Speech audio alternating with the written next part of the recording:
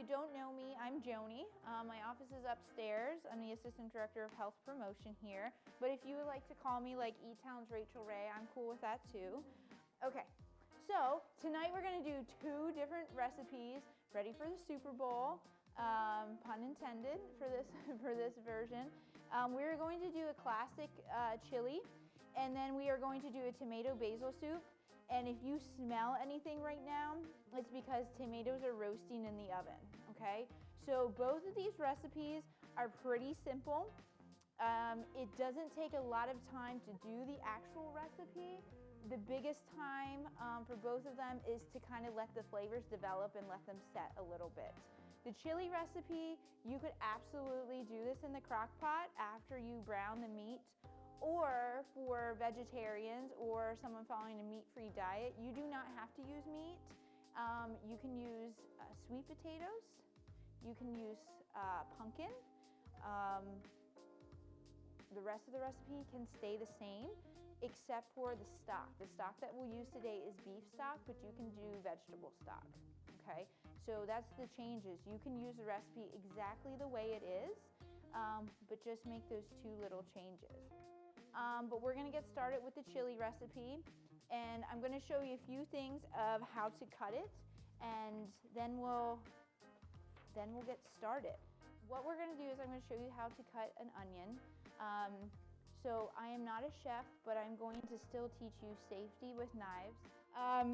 So really what you wanna do, if anybody who has been in the sessions before, you've probably heard me say the first thing you do when you have a round object is to give it feet. Like, you don't want it rolling around. If you are chasing the item with a knife, that's bad news. You don't want to do that, and you will possibly get stitches.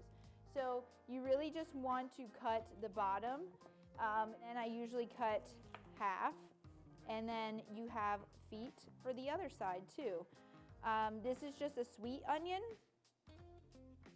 You could use red onion if you want, but you want to make sure that you peel that little coating off because you don't want that. It's not going to hurt you, but it's not appetizing. You're going to see little grooves on the onion. If you cut along those little grooves, it's really easy for you to do, okay? So you're going to cut along the little grooves, I'm going to show you, and then you're going to cut this way if you're going to dice the onions, okay? Which is what we're going to do. So you really want to cut along the lines. It's going to be easier for you. And once you get through here, let the knife do the work. It should be a full motion, your whole shoulder down to the knife. You don't want to like be picking the knife up off the cutting board. If you're picking it up like this, that is a little dangerous. You just want it to slide, and there you go. There they are, little dices of onions. Then what we're going to do is we're going to saute the onion in the stock pot. You do not need a big pot like this at home. I promise you really don't. What we're gonna do is put a little olive oil in it.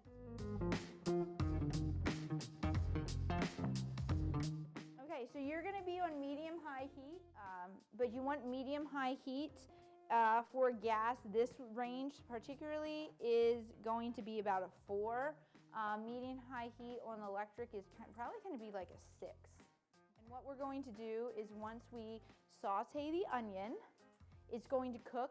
You let it marinate in there, cook. You want it to kind of be like translucent, so it's kind of clear, not completely clear, but it's a little bit clear. And then what we're going to do is add the meat. So for today, we are using ground beef. But I'm also mixing it with turkey, ground turkey. It's a little bit healthier. And also, ground turkey can be very dry. Have you ever had ground turkey before? So it can be pretty dry. The reason why I like it in chili is because one, chili's wet, so it doesn't seem as dry, but also no one really knows it's turkey. Because I know some people are like, I'm not eating ground turkey, and it's really just turkey, okay? When you brown meat, you just put it in the pan. I'm going to season it, and then you let it go and brown it up. I do mix the meats in the pan because they're both cooking at the same time. I would not mix anything else in there. You can technically put onions in if you want, but I don't typically do that.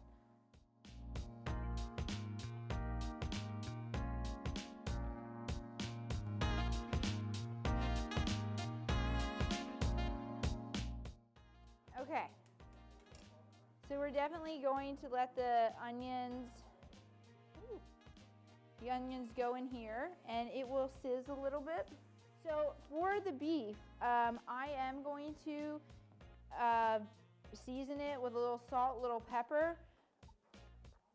If you shop at Costco like I do, you're gonna have these big containers. Just pour it in your hands. I particularly like the black pepper grinder because it's the fresh pepper. So we'll get that going. For this, we're going to add some, let me get it, some chili powder. I did get it out. I'm not going to do a whole lot because I certainly don't want you to feel like you can't eat it. But we're going to add this to the onions. Garlic powder. I like the roasted garlic powder. Did anybody ever roast garlic cloves? That's amazing. If you haven't, try it out. So I'm just going to get this going with the onions. So we are going to add the broth. It says 1.5 cups of broth. A cup is 8 ounces.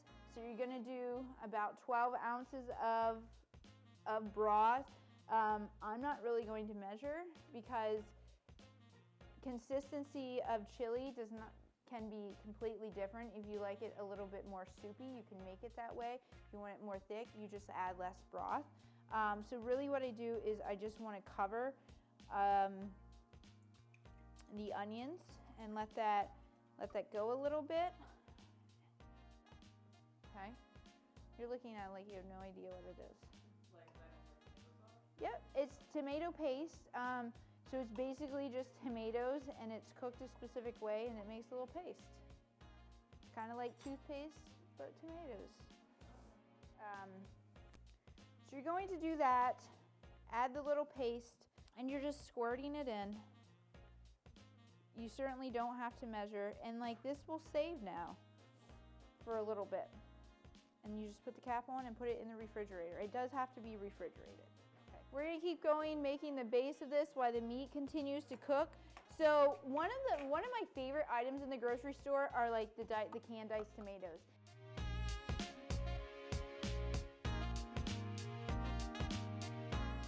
Going to add the diced tomatoes.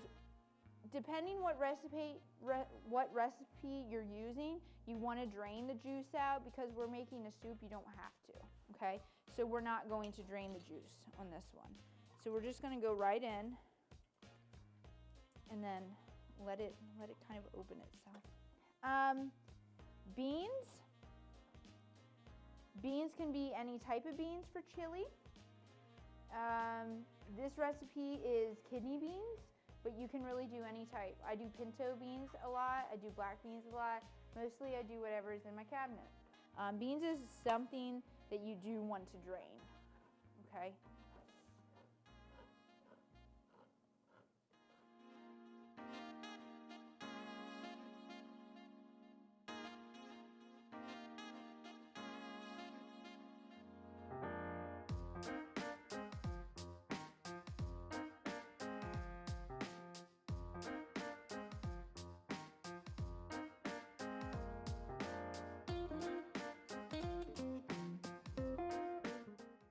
So now I'm just adding tomato sauce. So this is something to think about too when you're making spaghetti and things like that. Tomato sauce does not have nearly as much sugar as spaghetti sauce does. This has 2 grams versus like the 20 grams that spaghetti sauce has. So that's something to think about.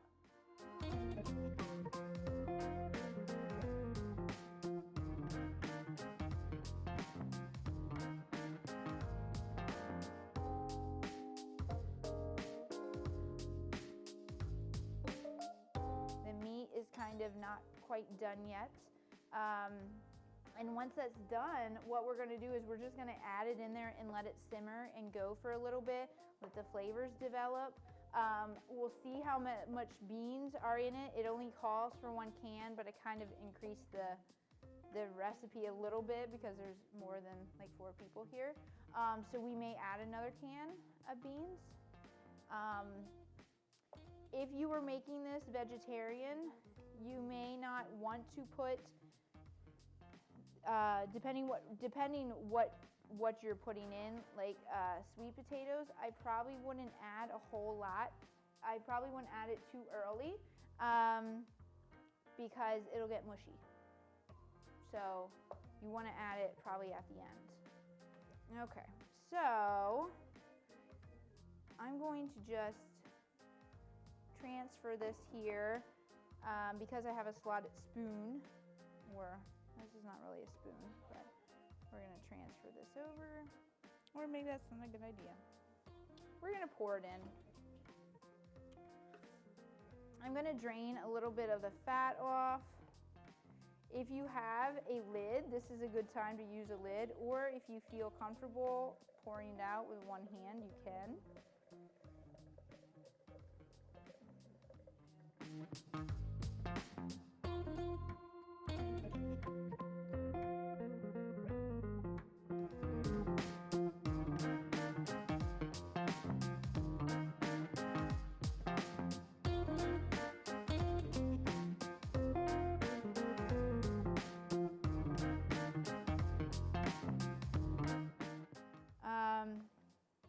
So I would probably put this in a bigger pot next time, but I didn't think really we needed a big one like that. The reason I picked that one for the tomatoes is because we were going to use an immersion blender.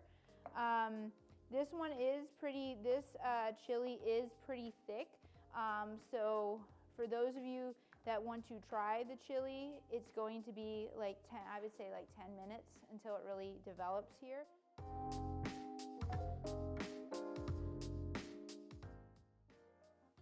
That's really it. I did a lot of talking, so if you didn't have me to talk to in the kitchen, you would be done it probably like 20 minutes ago. Next one. You'll get to taste it soon, I promise. The next one, I did the longest portion prior to you getting here, okay? So what I did was I cut up Roma tomatoes. If you have a garden in the summer, you know that if tomatoes start producing, it will like go and go and go and go, okay? The Roma tomatoes are like the long skinny tomatoes. You could use, I think the reason why they don't use the big round like beefsteak ones is because they're very juicy. These hold up a little bit better when you roast them. The juicy ones kind of fall apart a little bit more. They're great for like BLTs or like just to eat it almost like an apple, but not necessarily, they don't hold up as well when you roast them. These hold up a little bit better when you roast them, okay? These, again, if you are cutting these, feet, okay, stand it up, give it feet again, and again, you are roasting them, and we're gonna throw them in a pot to use immersion blender, so if they are not all exactly same size like Gordon Ramsay wants you to do, no one is going to yell at you, it's fine. They're going to be all mixed together anyway, okay? So once you have the feet, I just did three across here and just dice, okay? And again, if they start sliding away from you, you don't have to put all 3 together. And that's all I did. And there's 3 pounds of them, okay? So, when you roast items, it's really olive oil and then whatever herbs, spices you want on it. This was just salt and pepper. I always put foil down. It saves you a ton of time with cleanup. You do not have to grease it because if you're mixing it with olive oil, that will do the trick, okay? And it also makes it really nice to like transfer to another pan. So what we're going to do again is we are going to saute onions and garlic, and we are going to use the bigger pan here because we're going to use an immersion blender. And we'll do the onions and garlic in here, and then we'll get the tomatoes.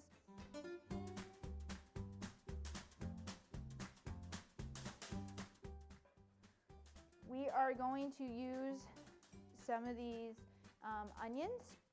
And again, you don't want to have to worry about the size of the onions at all because we're going to saute them and then we're going to use the immersion blender. You're like, what the heck is she talking about? I'll show you in a few minutes.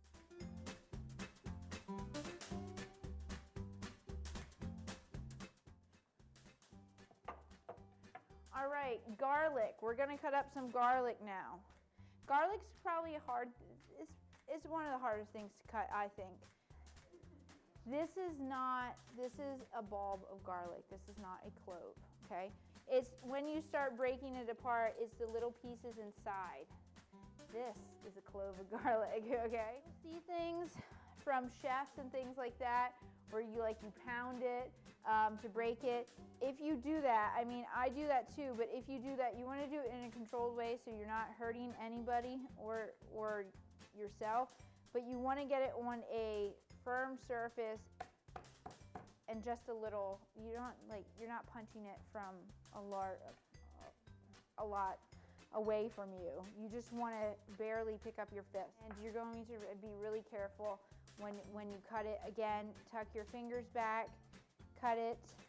This says minced, I believe it says minced. So really what you want to do is you want to cut it small, where you basically keep your knife on the cutting board, you put your hand over it, and you keep going back and forth, okay? Because there's no way you can possibly hold those small pieces. That's a disaster of waiting to happen. So you kind of keep your hand on top of it. No fingers are underneath the knife, and you just keep going back and forth over the small pieces, okay? And now they're even smaller, and this is minced, okay? But the minced, you can certainly buy the minced. So this is just garlic and onions in here. Okay, so we have that going. I'm actually not going to add butter. You can add butter, but I'm not going to add butter because we're going to keep this one dairy-free. We're going to keep this one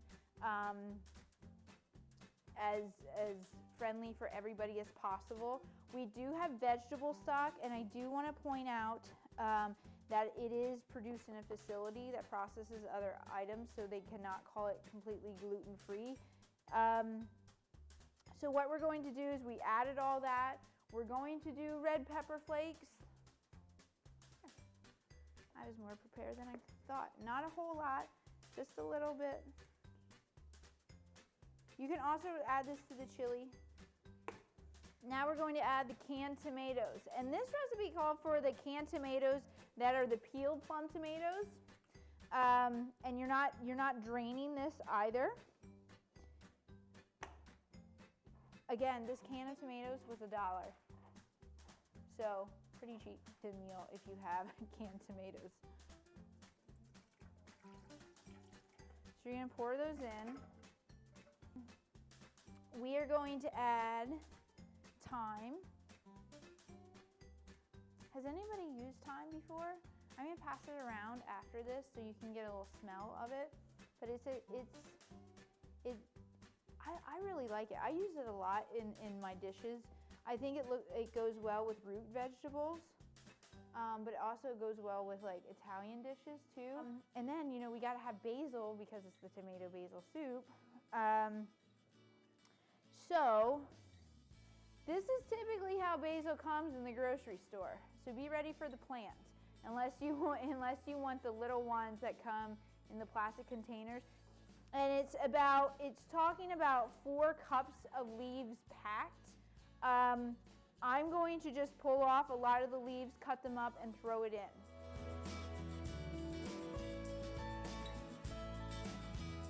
I will teach you one cut. I'm not a chef, but I will teach you one cut.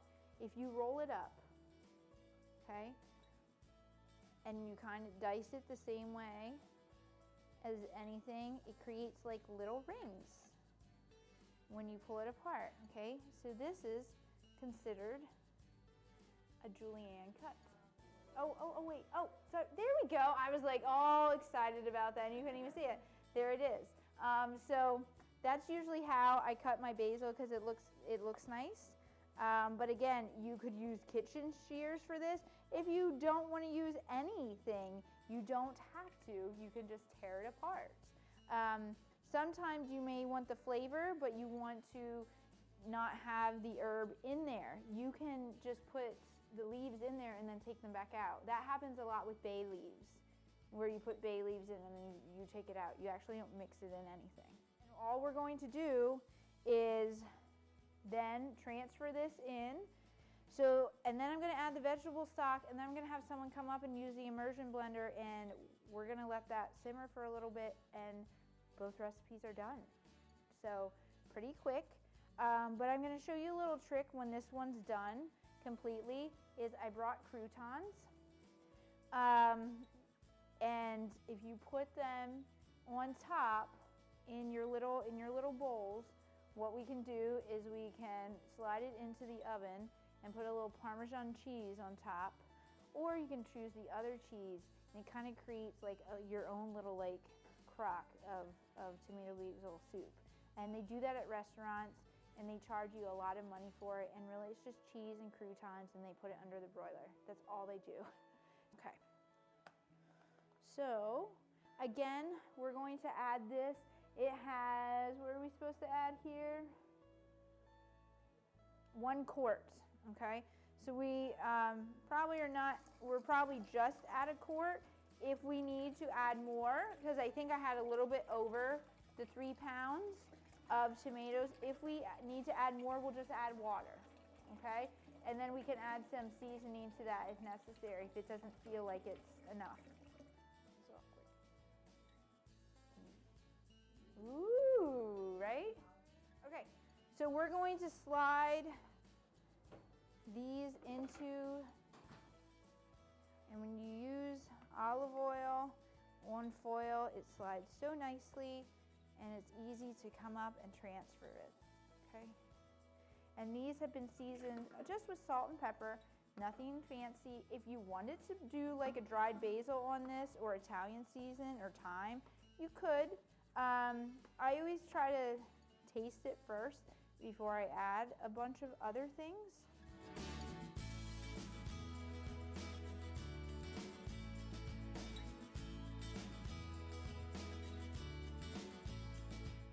Let me show you this so you can see it. There we go. There we go. Okay, so we're just gonna make it creamy with the immersion blender. So this is a lot larger than the one that I have, but it does the same thing, okay? So you plug it in, there's a high, there's a low, okay?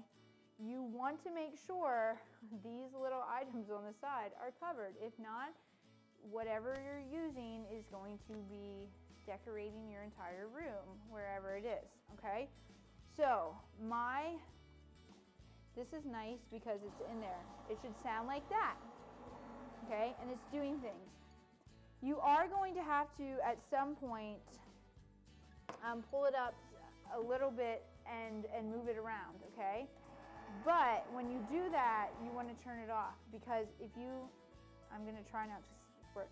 If you get to the sound like that, that means that it's above the liquid line, and that means that you're going to have a mess, okay?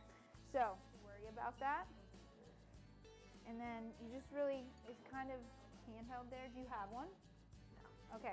And then the lows on the bottom, the highs on the top. It doesn't matter. Just don't pull it out of the liquid without turning it off. Because like come down on, I would just start it where you are right now. Yep. And then you just like kind of move it around. Oh, I see. Yep. It's almost like you're the mixer. But if you're gonna pull it out, you want to turn it off, or you and I are going to look like tomato basil.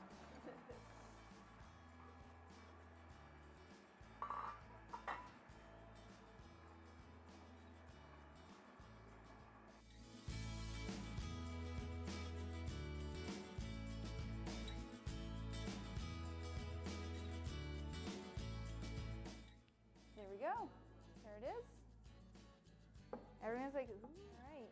And if you missed one, oh, there's one lone plum tomato in there. If you miss one, no big deal. You can just put it back in. But this one's done too. So both soups done pretty quick. But let me get the cheese out and set this up for you. So have some croutons if you would like. And put the cheese in too. For those of you who may be dairy-free because of lactose intolerance, Parmesan actually has very low lactose levels if it's fresh, okay?